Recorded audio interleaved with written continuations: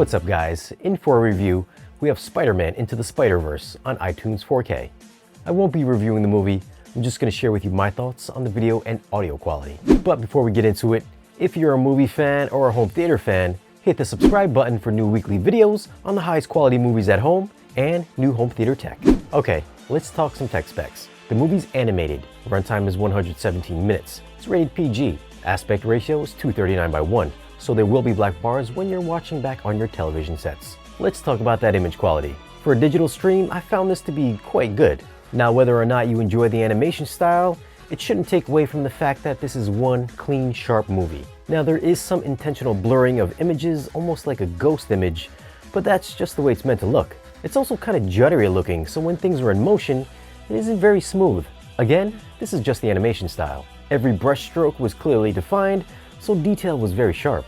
HDR is in Dolby Vision, but I don't believe it will be on the physical disc. Colors leapt off the screen with bold vividness and clean gradients. I did see some very slight banding, but that's to be expected with the limited bitrate that you get from digital streaming. But I doubt you'll see this on the 4K disc though. Spectral highlights from explosions and city lights, you guessed it, are of the eye-blinding kind.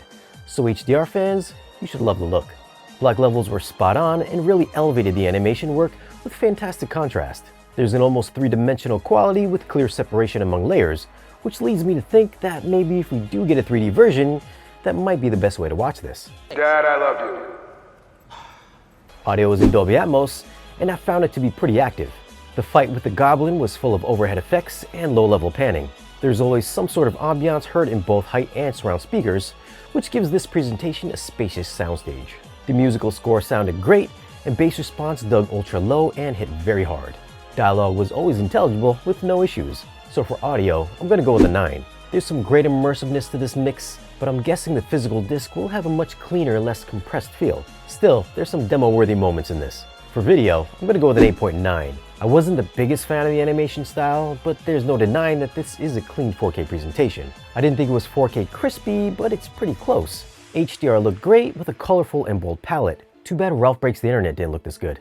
Now, if you guys are on the fence about picking this up on digital, I think it's a safe buy, especially if you're not a fan of owning physical discs. But if you want to grab the 4K Blu-ray, I'll leave a link for it down below in the description. Leave us a comment and let us know if you'd rather have this on digital or the actual 4K Blu-ray.